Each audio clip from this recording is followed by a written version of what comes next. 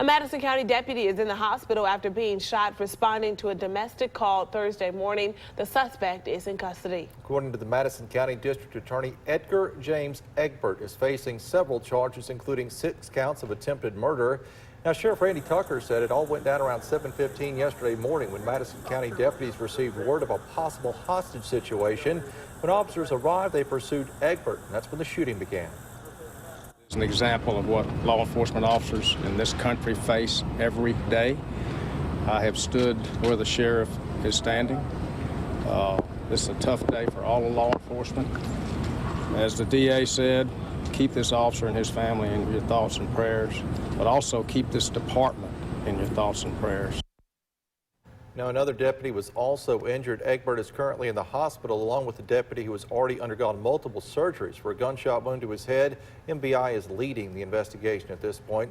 Madison County District Attorney John Bubba Bramlett released a statement saying, quote, "Today has been that day you never want to experience. Make no mistake about it, the Madison County Sheriff's Office saved lives today, and in doing so, one of their own was critically injured. Please continue to pray for this deputy, his family, his doctor, Sheriff Randy Tucker, the MCSO family, and our law enforcement community."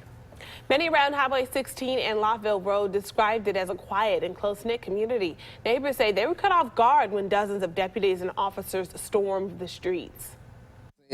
SWAT team, Madison County, the state troopers, too many police to count, really. So it was really crazy. It was the first time, I've seen like that many police in one place. Police cars stacked on top of each other, ambulances. I think I saw a fire truck come through it, SWAT trucks. We ain't never experienced it before. I was finna go to the little corner store there, and I seen they was coming by me, so I pulled over, and then I kept straight like I was going to Ken, and they had all that blocked off, so it was over with, because nobody getting in or out of Ken. And most of the people on Lottville Road described September 5th as a day they'll never forget.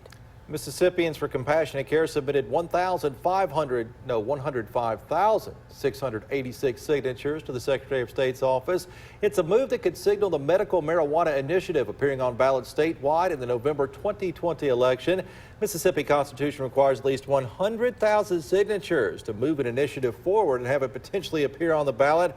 However, it all has to be approved by the Secretary of State's office, and that is not a guarantee. According to the Secretary of State, a minimum of 86,185 certified signatures must be submitted. 17,237 certified signatures must come from all 5 congressional districts, and all signatures must be certified by county clerks. Mississippians for Compassionate Care say they have met those requirements. We will see. And as November gets closer, candidates for state office are making their rounds across Mississippi. Democratic nominee for Lieutenant Governor Jay Hughes toured the Jackson Medical Mall on Thursday. Hughes says his goal is to visit every part of Mississippi and meet voters one-on-one before November 5th. He also says his party's health care agenda can work for this state. They want headlines and claim all the federal money they get for ports and buildings and bridges and campuses and anything to put their name on. But when it comes to taking a federal dollar that will save a human life, they don't want it. So I think this is a shining example that we are the greatest economy and country in the world, and no one should be dying from treatable conditions. And Hughes commented that the medical mall is a place that consistently gives to the community it serves. Now, Hughes will be here next week at the 12 News studio. That's to debate against Republican Lieutenant Governor candidate Delbert Hosemann. That takes place September 12th at 6:30 p.m. Remember, 12 News is your local election headquarters. Mississippi Supreme Court said it is not a violation of the state constitution for local tax money to go to charter schools. That court ruled after the Southern Poverty Law Center filed a lawsuit against the governor, JPS, and others. Now, the suit claimed that charter schools make school districts share taxes with non-charter schools, even though they're privately owned and separate from the State Board of Education. The initial court case was seen by a Hinds County Chancery judge last year.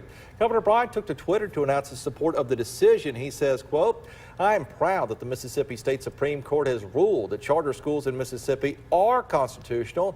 I believe that all students should have the opportunity to attend the school of their choice to ensure the best education possible."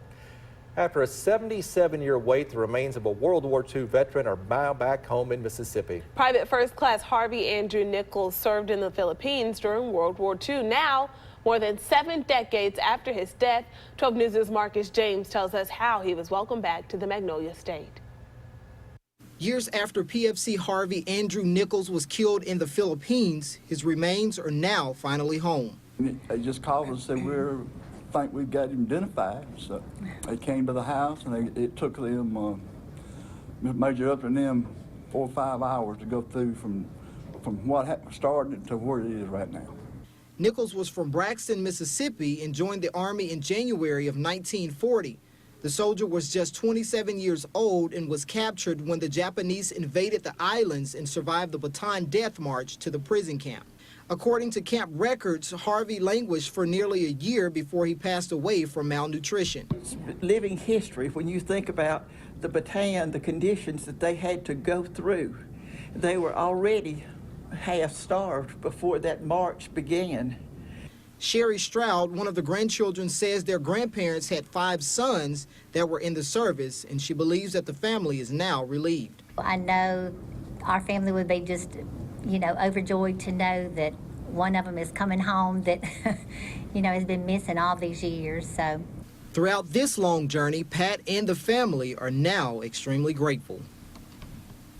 We just appreciate to them and honored to get him home and bury him. Reporting in Jackson, Marcus James, 12 News. And Private First Class Harvey will be laid to rest this Saturday in his hometown of Braxton.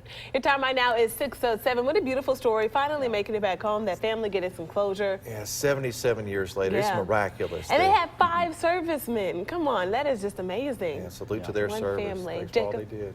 Yeah, a social moment there at the airport yesterday. I think